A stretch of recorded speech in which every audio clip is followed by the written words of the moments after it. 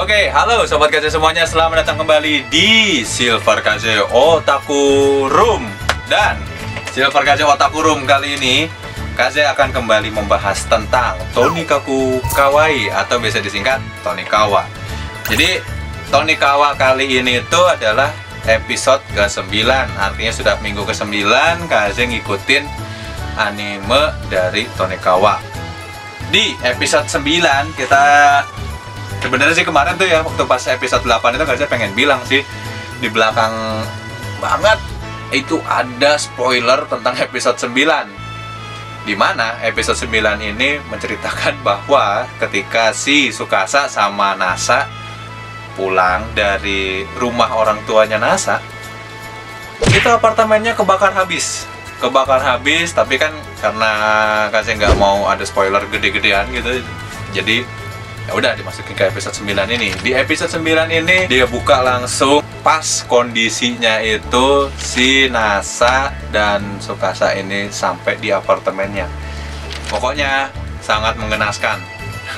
Rumahnya kebakaran, beberapa barang-barang itu habis semua gitu kan sih. Yang selamat itu yang dibawa aja waktu berpergian ke rumah orang tuanya Nasa aja.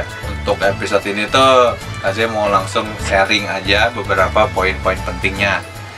Jadi seperti yang Kaze bilang kemarin-kemarin, Tonikawa ini adalah sebuah anime yang membimbing kita sebagai orang yang belum tahu apa-apa tentang dunia pernikahan. Kemudian bisa juga membimbing kita ngobrol dengan lawan jenis. Apalagi anime ini tuh mengajarkan untuk yang pacaran setelah menikah. Jadi mereka nggak pernah pacaran sama sekali, tahu-tahu ketika ini langsung menikah, dan setelah menikah ini baru pacaran. Contohnya ya si Nasa ini.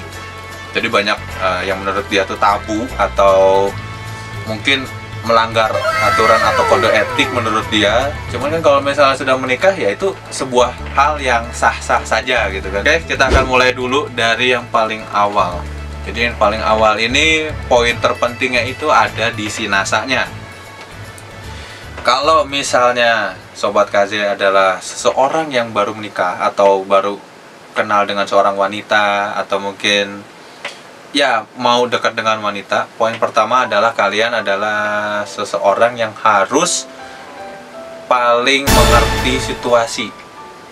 Yaitu dimana situasi ini tuh kalian harus bisa baca semuanya, mulai dari perasaan si perempuannya, terus ngambil tindakan kalian itu kayak gimana, terus kalian mulai harus marah itu dengan pacar kalian atau pasangan kalian itu kayak gimana, itu semua harus kalian pikirkan sepenting-pentingnya.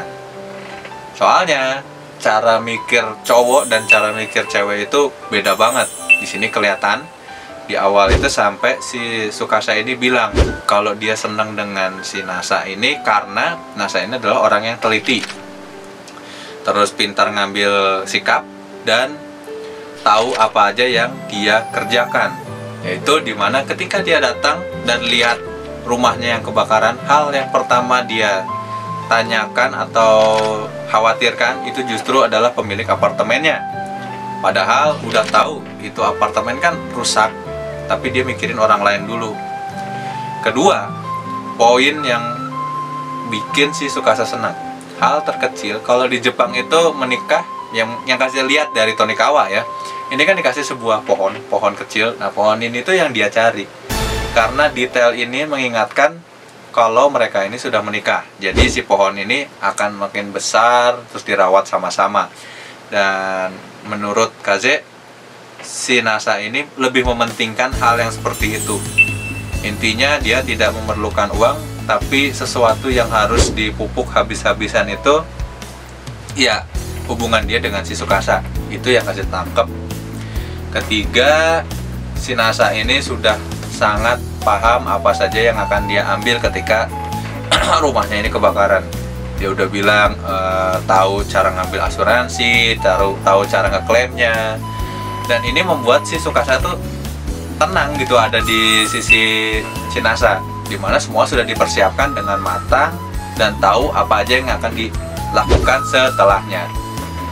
Jadi buat Sobat Kaze, belajarlah sedikit dari si Nasa ini tentang kesigapan dia dalam mengambil keputusan, terus mengambil sikap, serta tahu apa aja yang bakal diperbuat jika kejadian itu tuh benar-benar paling buruk. Intinya untuk di awal sih cukup yang kayak begini yang kasih berikan. Terus masuk ke adegan berikutnya, kan mereka pasti mikir nih, apartemennya udah kebakar habis. Akhirnya si Nasa ini kembali ke kerabatnya atau teman-temannya yang kerja di pemandian air panas. Pemandian umum ya, pemandian umum. Akhirnya temennya ini ngasih satu unit kecil untuk Nasa dan Tsukasa tinggal sementara waktu sambil klaim ini itu di asuransinya. Dan di sini kita melihat ada sesosok temannya yang bernama Kaname. Kaname ini adalah teman kecilnya waktu dia masih SD atau kelas atau SMP gitu ya. Kayak kurang nggak sih. Pokoknya ini teman kecilnya Nasa, di mana si Kaname ini adalah wanita yang menyukai Nasa dari kecil, tapi dia nggak tahu kalau si Nasa ini sudah menikah. Dan bodohnya itu adalah ketika si Kaname ini mengetahui bahwa Nasa sudah menikah, dia nggak gimana ya, pokoknya ke situ lihat Kaname ini adalah sesosok yang polos banget gitu. Saking polosnya dia cuman mikir tuh kalau dia udah suka sama orang, perasaannya tuh ya orang ini single, everyday single gitu loh, nggak kepikiran dia sudah nikah atau belum. Sampai hal-hal kecil si Nasa udah pakai cincin nikah aja dia nggak tahu. Dan dengan polosnya pula ibunya yang bilang kalau Nasa sudah menikah. Apa nggak kaget itu si Kaname kan? Yap, adalah pelajarannya di sini. Yang Kaze petik dari sini adalah Kaname ini tuh terlambat untuk mengutarakan isi hatinya. Jadi pelajaran kedua dari sini yang Kaze petik dari Tonikaku Kawaii adalah kalau memang kalian suka dengan seseorang, segeralah kalian ngomong, sampaikan. Dan keputusan itu tuh bisa langsung keluar hari itu juga kok, antara mereka membalas perasaanmu atau tidak. Jadi lebih baik ngomong daripada nggak ngomong sama sekali terus menyesal seperti si Kaname terhadap si Nasa ini. Dan berujung hanya kalimat selamat atas pernikahanmu, kan nggak enak kalau udah kayak gitu. Intinya sih untuk yang dari segi si Kaname ini cukup lah ya. Terus kita dapat juga di bagian akhir itu adalah inilah kenapa menikah kemudian baru pacaran setelah menikah itu, apalagi si laki-lakinya ini pure dengan logika dan pelajaran yang sangat-sangat positif. Sampai hal-hal yang negatif itu dia nggak kepikiran. Ada hal konyolnya sih, dimana sebenarnya kalau kalian sudah menikah, seperti hubungan badan, terus melihat si istri mandi, itu semuanya adalah sesuatu yang sah. Jadi harus nikah dulu ya. Kalau misalnya belum nikah itu ya nggak boleh anjir. Intinya sih gregetan gitu kalau misalnya ini nih. Dan makanya kenapa Kaze bilang ini anime itu adalah anime yang cocok untuk kalian belajar di kehidupan setelah kalian menikah. Yang Kaze nggak habis pikir adalah di sini ketika si Nasa tahu baju-bajunya siapa namanya Tsukasa ini habis terbakar, dia tuh telat untuk paham, oh ini gua harus beli baju ini nih. Cuman di situ doang. Akhirnya dia inisiatif untuk beli baju untuk istrinya. Cuman yang ada di kepikiran kepalanya si Nasa adalah hal-hal simpel. Dia pengen lihat istrinya pakai baju dalam doang atau kayak gimana. Cuman menurut dia itu melanggar hukum. Padahal kalau kalian sudah menikah itu adalah sesuatu hal yang lumrah atau sah.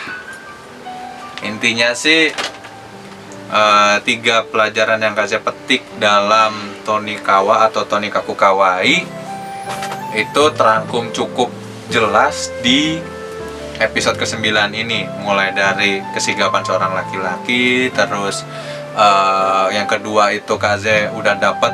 Kalau kalian nggak mau menyesal, kalian lebih baik coba sampaikan ke orang yang kalian suka gitu. Ya kalau misalnya jawabannya enggak, ya diterima aja dengan lapang dada. Tapi masih bisa ada yang namanya pendekatan, dan caranya pun macam-macam ya. Itu mungkin kapan-kapan Kaze bakal bahas lebih lanjut.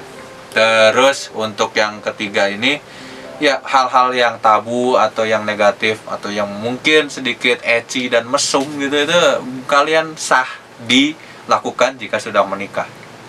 Bukan Kaze mengesahkan kalau kalian belum menikah ya.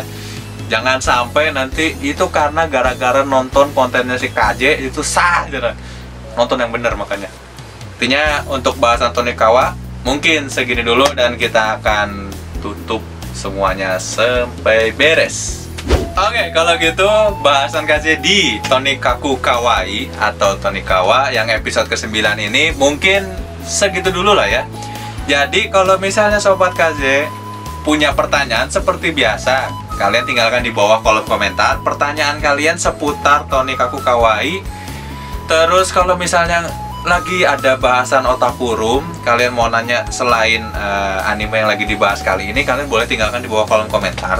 Kenapa? Karena Kaze bakal bikin satu segmen yang khusus untuk bacain komentar-komentar kalian. Itu pun kalau waktunya masih cukup. Jadi kalau misalnya kalian ada pertanyaan, oh bang di episode 9 ini kayak gini, itu kan tentang bahasanya. Tapi dalam pembahasan kali ini tuh tiba-tiba, bang di Jujutsu no Kaisen ada obrolan nih yang cocok menurut abang gini nih. Nah itu Kaze silahkan isi di bawah kolom komentar, dan nanti di nextnya pas ada waktu lebih itu Kaze bakal bacain komentarnya.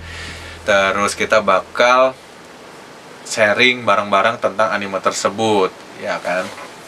Oke, dan di terakhir itu Kaze tidak bosan-bosannya akan bilang, jadi semua pendapat yang Kaze lakukan atau Kaze sharing di segmen Silver Kaze Otaku Room ini adalah pendapat yang pure punya Kaze. Jadi kalau misalnya kalian tanya, bang itu sebenarnya dapat dari mana sih, sumbernya dari mana, itu berdasarkan apa yang Kaze tonton waktu itu. Terus ilmu-ilmu yang Kaze terapkan seperti tadi ya di episode ini aja contohnya, laki-laki tuh harus begini, perempuan harus begini, itu tuh berdasarkan apa yang sudah pernah Kaze alami. Jadi kita compare satu-satu, dan disinilah bisa jadi sebuah info apakah anime ini layak untuk ditonton, dan segi positif dari anime itu seperti apa. Itulah yang pengen Kaze sharing dalam Silver Kaze Otaku Room. Jadi kalau misalnya nanya, kok ini ada yang nggak cocok, nah nggak cocoknya itu coba kalian sharing di bawah, nanti Kaze baca, dan Kaze tetap kembali kok. Manusia kan nggak semuanya bener juga, makanya Kaze pengen tahu dari sudut pandang kalian tentang anime itu kayak gimana. Terus juga kalau dibilang Tonikawa ini adalah sesuatu yang kurang baik itu karena mengajarkan nikah di bawah umur, enggak juga. Jadi balik lagi, kehidupan di Indonesia itu nggak bisa disamakan dengan kehidupan yang ada di Jepang sana. Jadi udah banyak banget tanggapan negatif dan positif tentang anime ini.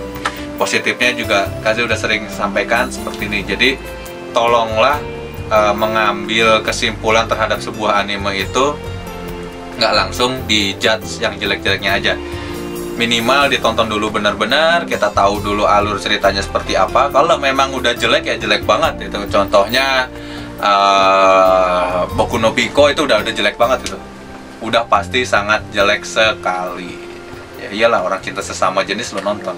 Intinya sih kayak gitu bahasan Tonikaku Kawaii kali ini. Terima kasih buat Sobat Kaze yang udah mampir, dan akhir kata Kaze mengucapkan Sampurasun Minasan, dan kita akan bertemu lagi di bahasan Silver Kaze Otaku Room berikutnya. Dadah.